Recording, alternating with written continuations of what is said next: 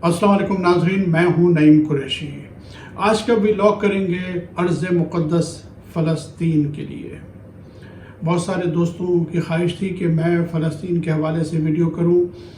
मैं बावजूद वीडियो कर नहीं रहा था, लेकिन जब वीडियो बनाने का ख्याल आया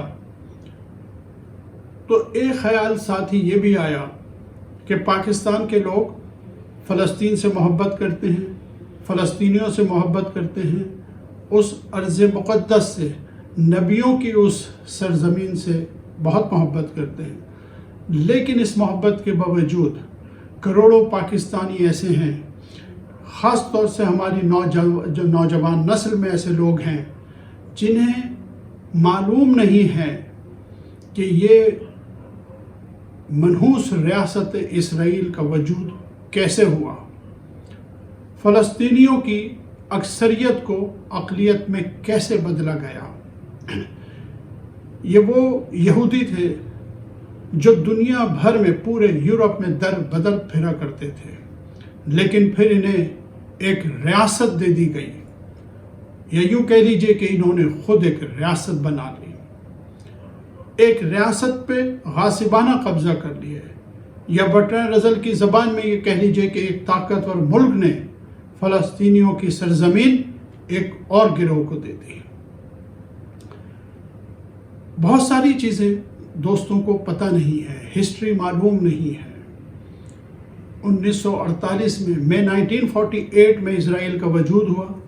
उसके बाद तमाम मुसलमान रियासतें मिल के भी इज़राइल को फलने फूलने से रोक नहीं सकी, और हम चाहे हमें अच्छा लगे या बुरा लगे, इज़राइल आज एक हकीकत है और आज एक ताकत है।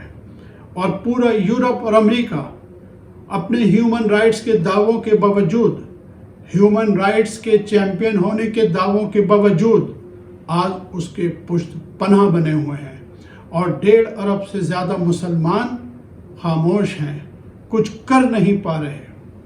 ख़ास तौर से हुकूमतें बिल्कुल हमें बेबस नज़र आती हैं। इनकी मजबूरियां हैं, और मजबूरियां हैं ज़ाती मफादात। पूरी दुनिया में, ख़ाह वो मुसलमान हों या यूरोपियन कंट्रीज़ के भी लोग हों, वो भी फ़लस्तीनियों के हक़ में मुजाहरे कर रहे हैं।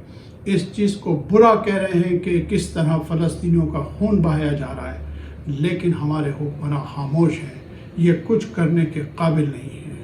अब जाके जब 10,000 से ज़्यादा फ़लस्तीनी शहीद हो गए और हज़ारों बच्चे उनमें शामिल हैं, हज़ारों ज़ख्मी हैं, और तिब्बी सहूलतों का फुक़दान है, खाने पीने की चीज़ों का फुक़दान है, एक बड़े अलमिये का इम्कान है, अब कहीं जाके OIC का इजलास होने वाला है। इसलिए मैंने फ़ैसला किया कि मैं एक नहीं बल्कि 3-4 एपिसोड में ये पूरी हिस्ट्री और पूरी तारीख़ कवर करूँगा।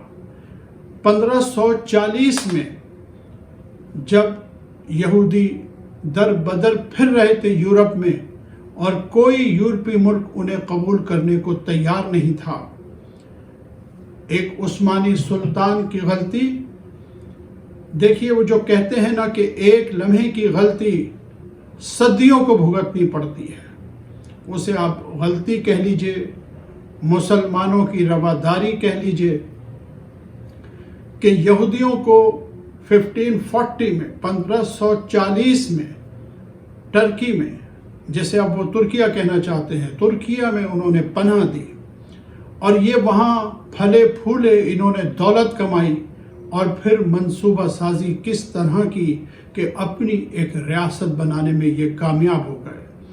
और इस साजिश का सुरखैल बरतानिया जैसी ताकत थी।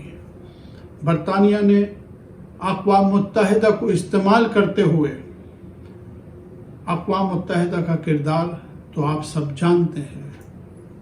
अक़वाम मुत्तहिदा यूरोपीय ममालिक और अमेरिका की लौंडी का किरदार अदा करती रही है। मरहूम जुल्फ़िकार अली भुट्टो ने यूनाइटेड नेशन को, अक़वाम मुत्तहिदा को फ़ैशन हाउस से तशबीह दी थी। उन्होंने कहा था कि ये फ़ैशन हाउस है। उस अक़वाम मुत्तहिदा को इस्तेमाल किया اور اسرائیل کا وجود مئی 1948 میں ہوا۔ یہاں آپ کو ایک تاریخی واقعہ بھی بتاتا ہوں۔ دیکھیے، مئی 1948 میں اسرائیل کا وجود ہوا۔ فلسطینیوں کی اکثریت کو اقلیت میں بدل دیا گیا۔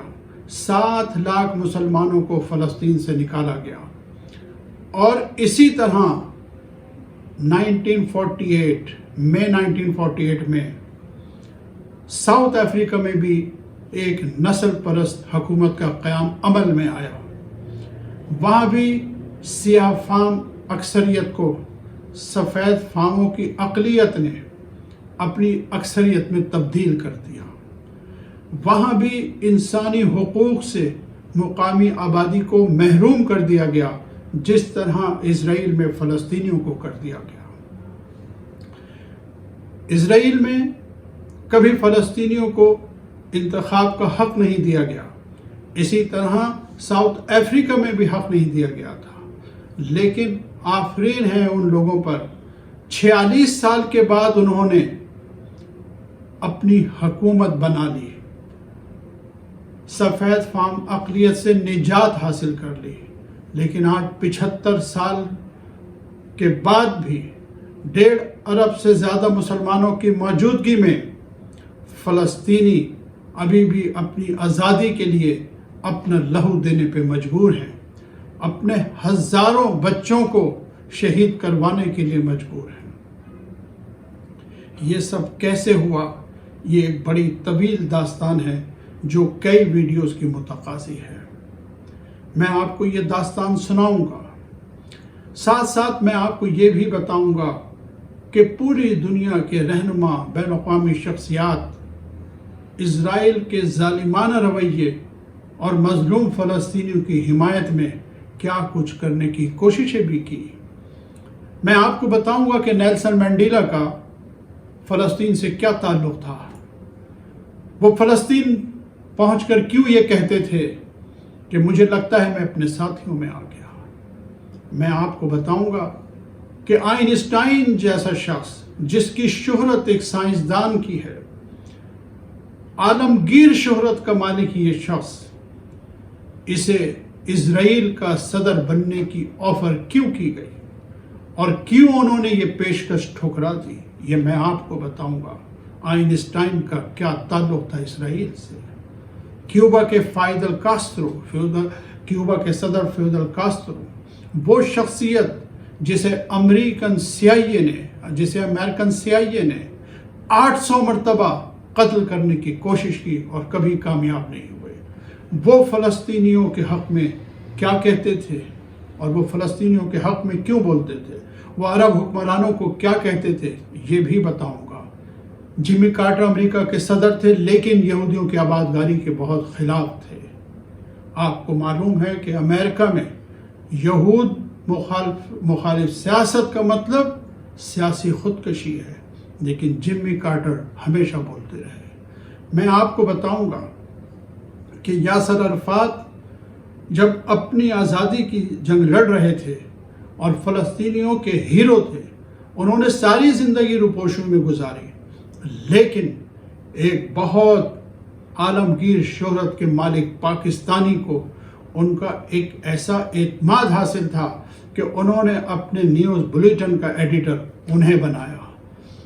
جب ایک مرتبہ بیروت میں اسرائیلی فوجیوں نے یاسر عرفات کو گھیر لیا، تب بھی وہ شخصیت ان کے ساتھ موجود تھی۔ یہ کون سی شخصیت تھی جنہیں یاسر عرفات کا اس قدر اعتماد حاصل تھا، یہ بھی بتاؤں گا۔ میری اگلی ویڈیو کا انتظار کیجیے۔ اللہ حافظ۔